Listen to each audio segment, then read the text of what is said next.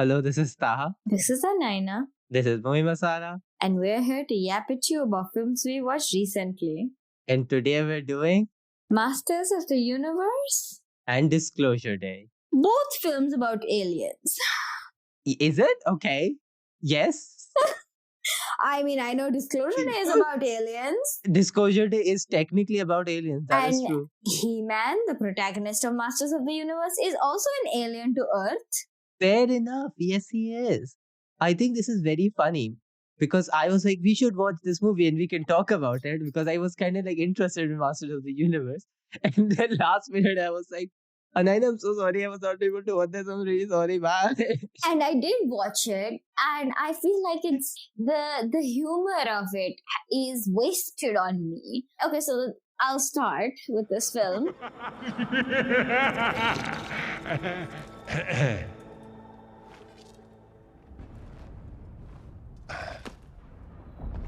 That's it. I finished. Of course, my lord. When I raise my fist like that, I'm done. Yes. That is the crescendo. You'll know for the future, my lord. Like I was saying, I feel like the humor of this film is wasted on me because it's not funny. It's just not funny to me.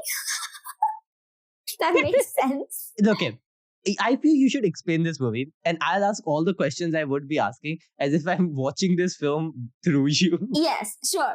So essentially, the plot of this film, Masters of the Universe, which is also known as He-Man and the Masters of the Universe, follows He-Man, the Mattel? the Mattel action figure that had its character that had its own kind of Masters series of the and stuff. Universe. That and this is kind of like To be honest, I have never grown up. Like He-Man was before I was growing up. It's just because I watched Thundercats and I watched all of those things that I knew He-Man. I just never watched it. But also He-Man feels like culturally people do know about He-Man. Yes, it does. Or people because know the when Skeletor memes. because when I told my dad that I was watching Masters of the Universe, his immediate response was like He-Man and the Masters of the Universe. And I was like, yes, I don't know what a He-Man is, but yes. And you're right about Skeletor. When I did look up what the toy/cartoon version of Skeletor looks like, I did know what it was because I've seen the memes and I've seen the toys. So it's not that this is completely out of my purview of this was completely new to me. It's just when I was watching the film, I had no idea what I was seeing. And essentially it follows the plot of Adam, who is He-Man, played by Nicholas Galitzine. The older version, played by Nicholas Galitzine, is basically the Prince of Eternia, which is in the kingdom of Eternos. And it gets invaded by Skeletor and his army of really horrifying looking characters. One of which is Lockjaw? Trapjaw, not Lockjaw. Oh, yeah. And basically, they get invaded and they get captured. The king and the queen, Adam's father and mother, get captured. But Adam escapes along with the Sword of Power. I'm going to get to the naming of things later. Things have so many fun names. They're just so unenthusiastically named as well. Exactly, This is the first name you came up with. Which is why I appreciate them a little bit more, but which is a self-awareness about the names of these things. But the Sword of Power, which is basically like Thor's hammer. Except this powers the entirety of this kingdom / universe. And essentially gets sent to Earth. And then we're on Earth and we're seeing Adam works in HR and kind of lives a kind of soulless life. And he keeps telling people these stories of the people from his kingdom. But everyone thinks he's insane because they don't believe they're real. And his drawings are just stupid, silly, childish drawings. But he's still actively looking for this sword. And he finds his sword. And, that kind of offsets the entirety of the rest of the film, which is that he gets taken back to Eternos. Eternos is a wasteland now. He teams up with his childhood friend Tila, who the older version is played by Camila Mendes of Riverdale fame. Essentially, then multiple action sequences, fight sequences to keep hold of the sword, take back Eternia, save Adam's parents, etc., etc. And eventually, as all superhero films, it finishes in the defeat of, spoiler alert, but this is a superhero film, guys. They're not going to pull a Avengers Infinity War. Let's be so for real. Skeletor dies, and, Eternos is restored to its former glory. Very simple, very basic plot points. The usual makings of a superhero film. Okay, so my first question, right, Yes. is this film aware of its campness? From one thing you said, it made me feel like a bits of it is. Because while He-Man, the cartoon, is played straight, there is an undeniable campiness to it, with He-Man also being barely clothed in a way which feels so camp and queer and fun. And so is Skeletor's like high-pitched voice. Definitely. I think though that the campness of it comes purely from Nicholas Galitzine. It is solely his performance that delivers that kind of self-awareness of the stupidity of the kind of names and the kind of characters, and He-Man Adam himself is kind of like this like bumbling fool, even when he is like absolutely ripped and in barely any clothes, right? So I think all of it comes from Nicholas Galitzine's performance. So does the awareness of the campiness of it. You know, he knows how to use his hair. He knows how to like look at his own abs in like this kind of way that it kind of has to be a little bit queer, right?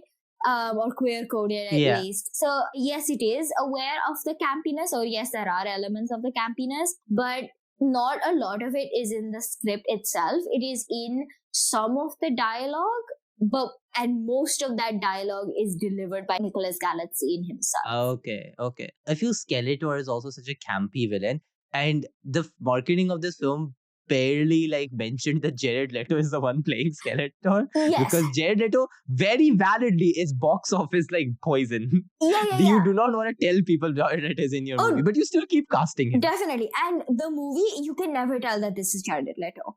I did not know until you just said he's played by Jared Leto that he was played by Jared Leto. Does Jared Leto still do a good job? Oh, definitely. I think it is a good job that I did not know this was Jared Leto. Fair enough. It's voice acting, essentially. Like, almost 85 to 90% of Skeletor is voice acting. And it is good voice acting. And he even puts on the voice. And like you were talking about that high-pitched voice. The high-pitched voice isn't that frequent, but when it does come, it's a little bit of like it takes you out of it kind of moment. There is a bit of that comic relief of this like super villain who's aware that he's doing stereotypically super villainy things like the evil laugh and etc. So that is definitely there. I think all of the actors do a fantastic job. It also has Idris Elba as Duncan, or the man-at-arms, or like the guardian. Man-at-arms. Yeah, the guardian of Eternia and the royal family. And she does a fantastic job as well of being this like macho guy and then switching to drunkard and then being macho guy drunkard. And he kind of plays all three very differently, but in quite like a consistent manner where you can tell this is the same character that's kind of going through these different stages He's just of life. Juggling it very well, basically. Exactly. Yeah. And he also understands the campness that comes with being so macho. So I think both Nicholas Galitzine and Idris Elba do such a good job of taking these really masculine, like, characters that, you know, you're expecting to be all no feelings, we fight it out. But then there is dialogue and there is performance that kind of goes like, well, I think there are a few dialogues that are like, I'm not so good at the feelings bit, but you know, kind of like riffs between the two of them. I think that's good, because I think this film, again, I'm not saying this film is this, but I feel basically what I want to say is this can be a Barbie for men in a weird way. Not that it is, but I feel it can be played in a way where it really does heighten those certain tropes and understanding of what masculine, like how Barbie has this idea of like this constructed sense of femininity and how everyone wants to achieve that, with America Ferrera's character being this pin of like, you're representing this with something I can never be, right? He-Man is this ideal of masculinity that no man ever is, and the point is to deconstruct it and make fun of that idealized version of masculinity that can never really be attained by anyone. Definitely. But I think it comes quite a lot from the characters themselves, that it's more self-aggrandizing than, say, for example, Barbie. Right? Which is why I'm kind of hesitant to make the parallel, where Barbie is like, it's a critique. Right. It's a direct critique with characters leveling the critique at each other. In this one, Yes. the critique is way more subtle, and it comes in the form of like Fair self-deprecation. enough. Which as satire is funny, but I'm not sure Yeah. it achieves the same kind of message / Commentary. goal. Yeah, exactly. Yeah. Yeah. Got it. Fair enough. Yeah, so I definitely did find it funny, like little asides about masculinity and kind of the amount of times "I'm a man" was said with like their full chest. So He's a man. He's he-man. Exactly. I can appreciate that. And I also understand that that's kind of the point with the names of all these characters as well, that, Adam gives all his like childhood whatever, like Man at Arms, Skeletor, Evil Lynn, who I genuinely for the whole movie thought was Evelyn, but is not. It's Evil Lynn. Castle Grayskull, where it's Fisto? literally a Grayskull. Fisto, they made a lot of Fisto jokes. At first, when they were making them, I was like, okay, I'm glad they made the Fisto joke. But then I was like, all right, guys, we are not 13-year-old boys. The 13-year-old boys behind me did seem to be having a good time, which was kind of like the point. I feel though this movie is like so directed at 40-year-old men who were alive when this series was like really at its prime. They were there as well, and they had a good time as well. But I think It's them and their children. Yeah, but I think what this film is at the end of the day is a revival of this character for the younger generation. Yeah. For younger generation. But yeah, so I can appreciate some of the things that it did well. And I definitely think that the best part of it was the performances and maybe some of the dialogue. And the screenplay is written by Chris Butler, Adam Nee, and David Callahan. It's also directed by Travis Knight, who's done Bumblebee, which has been really good. He's done Kubo and the Two Strings. Yeah. So a lot of the writing and the direction kind of, I think, understands comedy quite well. But if I did have one big gripe, and I do, it is the number of action sequences. There is no let up in between fight scene. Small gap. Fight scene. I felt quite a lot of fight scenes and action sequences in the midst of this film, in the kind of bulky, chunky section of this film, which this film is 2 hours and 20 minutes long, were, if not It unnecessary, does feel quite long. yeah, if not unnecessary, quite drawn out. It doesn't have any downtime to let the characters breathe, I guess. Exactly. And it just feels a little bit like, oh, Jesus fucking Christ. All right, just relax for a second. Let me relax for a second and breathe before the next action sequence starts. So definitely kind of that balance was missing, which we have seen in superhero films quite a lot, like with Superman, the latest Superman. I think that it was beautifully balanced, the action sequences alongside kind of like the dialogue and downtime and actual interaction between characters, including between like the villain and the protagonist. Yeah. Which this film kind of acknowledges, where, He-Man kind of goes up to Skeletor and is like, how about we talk this out? He goes up to Traptor and is like, how about we talk this out? But it's approached in kind of like he's an HR guy. Yeah, he's a that's what I was non-conflict kind of guy. Yeah, so that's how it's kind of pushed forward, which is funny, except I was like, please let this moment not turn into a fight scene. Can we please like take this further a little bit? Fair. But I do understand it's a superhero film, which is from like, it's based off of this really set universe and set characters. So Yeah. I do understand that this is kind of like it's quite a bit of a fan servicey film as well. And I'm sure more people who are familiar with these characters and its kind of legacy would have enjoyed it. Or maybe not. Maybe they thought it was trash. But yeah. Yeah, fair enough. So, yeah, going from a franchise that is for 50-year-old men to a director that has been working for the better part of almost 50 years now. Disclosure Day by Steven Spielberg. Interrupting our coverage. It's unclear if this is an official government disclosure. I can see them. They're coming. They're here. This will upend all established order across the entire world.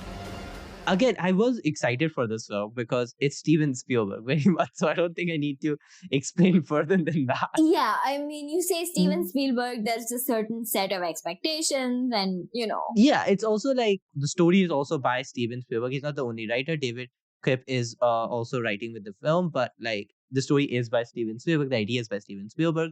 He's returning to sci-fi basically, which he's done a lot, most famously with E.T., but this film resembles more Close Encounters of the Third Kind. So I have not watched Close Encounters, I'll be honest. I've not watched all of this man's filmography. This man has a very extensive filmography. Same. I haven't even finished all of E.T. I've just watched bits of E.T. I think, yeah, there's just like, again, there's so much Steven Spielberg. I mean, it's not necessarily the most. There are directors who have made more movies, but yeah.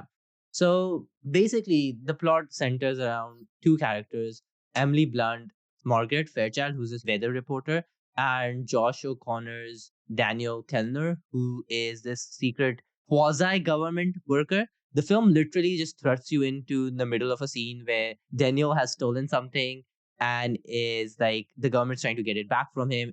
We're not exactly sure, but we're like, he's stolen some data. The government wants the data back. He has this mysterious, like, I don't know what to describe it as, but imagine like a small, like a prism-ish, hexagon-ish, like little wand thingy. That's what I can describe it as. Sure. Right? And he uses that to run away, and you're just kind of like a bit confused. But my issue is not that the film is in any way necessarily confusing, because the film explains as things goes along.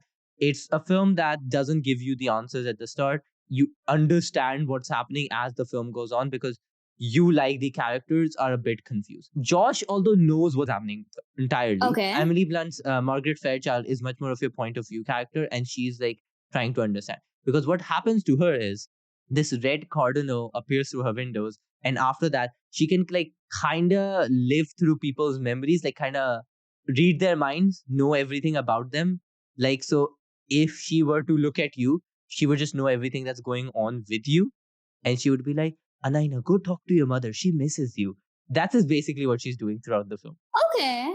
Yeah, that's like a police officer stops her. She was like, you should talk to your wife. She's not angry. She's just tired because of the kid. And again, she's not sure why this is happening. You're not sure why this is happening. That's what there's aliens are involved. And I don't want to give too much away because it spoils a lot of the film. Oh, it's not Okay. spoilers to say film has aliens in it. I'll talk about spoilers a bit more at the Right. end. This film, I think, has some really good acting, specifically by Emily Blunt, who's playing confused, who's playing Mhm. scared, who's playing like anxious, like excited. Like she's going through so many emotions, and like also like sometimes just start speaking Korean in the middle of that as well. Okay. Fun fact. So she's just juggling a lot of things and juggling them really well. Okay. Like her performance is not necessarily like an incredibly emotionally intensive one all the time, but it's like this. It's a the film that performance is when you like. rigorous. Yes, it is tiring to watch her sometimes. Is what I'm saying. Okay. Right. I think Josh O'Connor is fine in this. I just don't think he's given that much for me to really like Yeah. care about his performance. Which is a bit disappointing because we've seen him give such good performances in like a lot of his recent Yeah. filmography from last year. I think Emily Blunt Yeah. kind of sounds right. She's consistently given great performances throughout her career. Like I cannot think of a single film where she has not given a performance that's kind of been like, that was pretty damn good. Yeah. Other than that, there's also Colin Firth, who plays the main antagonist of this film. There's also Coleman Domingo, Love. who Love Colin Firth and Coleman Domingo. yes, Coleman Domingo plays this like guy in the chair kind of thing. I was like, come here, I know you'll figure it out kind of person who knows everything what's happening, is trying to get these two characters together. I love Coleman Domingo. Like Coleman Domingo is just incredible. He's just always a joy to have on my screen. That's just true. Exactly. Exactly, right? Other than that, I also wanted to point out there's also this looming background thing that's happening that's never the focal point of the film, but is giving there's a lot of context and texture to the story, which is like the world is kind of on the brink of World War III. Everything feels like there's like conflicts happening, and you constantly hear through the news of like things are going bad.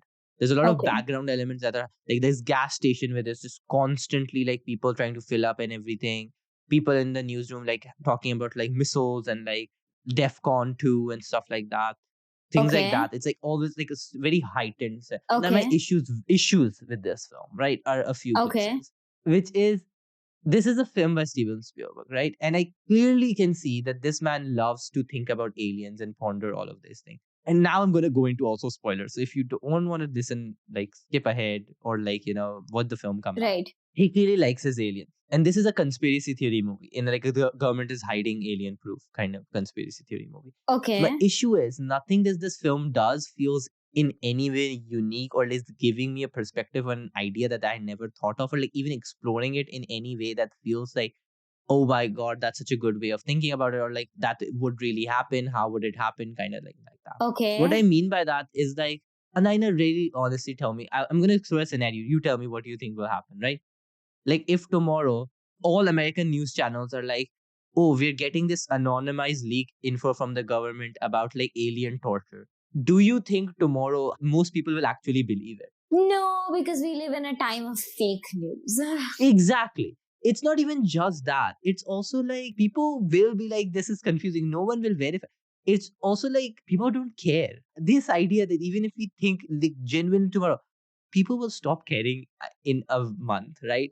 Because Yeah. weirder things have happened and we've kind of just become okay with it. And I think this film just feels like it exists 10 years early when we just didn't live in a world which feels so much like the information just feels like it's always bombarded at you and you stop caring about almost anything to a degree. Sure. Yeah, that makes sense. I feel like as far as conspiracy theories go, alien torture would really kind of low on the list.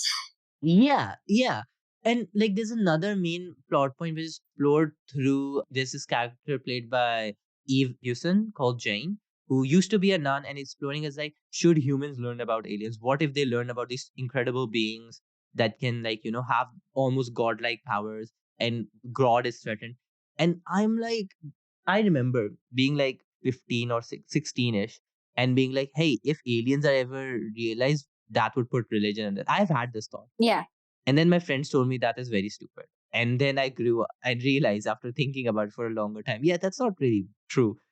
Because this film acts like, per se, religion has never had very contradictory proof to its like, core principles and has just not adapted from it. Right. Right? Like there are lots of things people thought were only done by God, and they were like, there is scientific explanation. And people were like, yeah, but God causes the science, and that's it. That's how you explain it. Yeah. It just feels like a very half thought of argument to push. Right.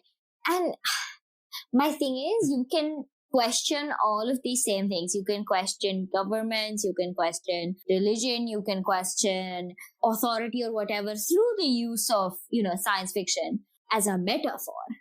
Like if this, I understand all of this as a metaphor, right? For a people or for a community or for the vilification of a certain community in our current times or something. But because it's Steven Spielberg and his obsession with aliens, I'm not too sure about the metaphorness of this film. Yeah. It just feels there are these certain ideas that he has that he's pushing through that he just has like thought of much more, but doesn't take the audience from A to B to C. It feels like he jumps from A to C because in his mind the connection already exists. But for me, I never understand why. Like, I'm not saying in your world you can't convince me that aliens are a threat to religion or like this religious identity, people would freak out. But you are directly going from A to C and you're not making these connections for me to get invested. No, I'm not saying these can't happen, but if I already believe them, sure, I'm buying. But if I'm not, you don't do the legwork of getting me there throughout this. You have to build the world appropriately. Yeah. And I think it never really makes me feel that anything is so largely at stake. And there's one small gripe I have, which is I feel the alien designs are boring. They're just like the big head, big eyes, gray people, which I just thought like kind of meh. Like I was like, in a film which already made me feel like this plot doesn't feel very original, the alien designs to be like the most basic alien design also just makes me go like, again, in a time where we've been doing such cool things with like alien designs and like weird funky monsters and stuff. Come on, Spielberg, come on. Yeah, it's like it's hyper real aliens, if that makes sense. It's just those, and I know, what's the typical alien image you have of this green little guy with the big head? And yes, literally the little oblong gesture you're making with your fingers is exactly what the aliens are. Yeah. It's just that's it. If you Google alien, will literally be almost similar to one. It just feels like kind of lazy. Yeah, and as though not enough thought was put into it. Yeah. And this film's bigger plot is like this: for aliens, their biggest evolutionary advantage is empathy, and that's why they kind of basically what happened was they abducted Josh O'Connor and Emily Blunt's character when they were children, gave one of them the power to understand all humans. That's why Emily Blunt can just know everything. Gave Josh O'Connor the power to understand the universe. Basically, Josh O'Connor can understand all of maths. One of them definitely got the cooler power, which is Emily Blunt, whose power is just much more fun. Yeah. Well, Josh O'Connor's like, yeah, I understand all of maths. It's like, okay, dude, good for you. Sure, I guess. You just became a polymath. Good. Yeah. She can read minds and speak any language. You just know algebra very well. I'm glad for you guys. Sure, yeah. I mean, that's mostly it. My last thing with this film is this is probably not necessarily harmful to say, but it does further makes me feel like I feel if a newer director came in and did this probably might not have happened. Maybe it would be.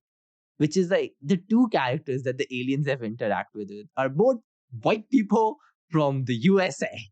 Which is like the aliens came to Earth and they only came to the US and they only abducted two white people. And I'm like, really? It's in vain with the critique that was leveled at earlier films of Steven Spielberg's and others in his like group of demographic, who were making the same kinds of films, which is so the US is the only place that anything ever happens. Yeah. And it's kind of boring. Yeah, and I understand it's a Hollywood film, right? And you can choose to set your film wherever you want to choose to set it. It's just not interesting anymore. It is really not. I think there's just so much more elements you can add to this. Where like not majority of the people are just white people, man. Like, wouldn't it be more fun when aliens are talking empathy and it's just a black man who's like going through this and can understand nobody? Doesn't that add much of a richer element to the film where like he actually doesn't receive the same empathy that he's giving out? Like there's so many ways to take this film, and the alien reveal is just very at the very end, and it just feels so lackluster to me. This is what I meant about the unmetaphorness of Spielberg films. Yeah. So listen, at the end, this is Steven Spielberg. The score is by John Williams, which is really good. Like that's just will work. It's still Steven Spielberg. So even at this worst point, the film is not bad. Say what you will. Spielberg knows how to frame a shot. Yeah. He can frame a shot with the best of them, man. That's just true. And he loves movies. You can tell still by there's films where he's like so excited about what's happening that he can really give you that feeling of like wonder through the screen, which he's so wonderful at, pun intended. But overall, I was kind of just like, I'm gonna forget about this film very quickly. I'm so sorry. Like again, no shade to like a master filmmaker. I'm happy to admit it any day. Right. It just feels like this entire script feels kind of just stale to me, is basically how I would put it. Fair enough, yeah. So yeah, those were our thoughts. Thank you for tuning in. This podcast is produced solely by us with musical assets from Pixabay. If you enjoyed this, please do share it. See you again next time. Bye-bye.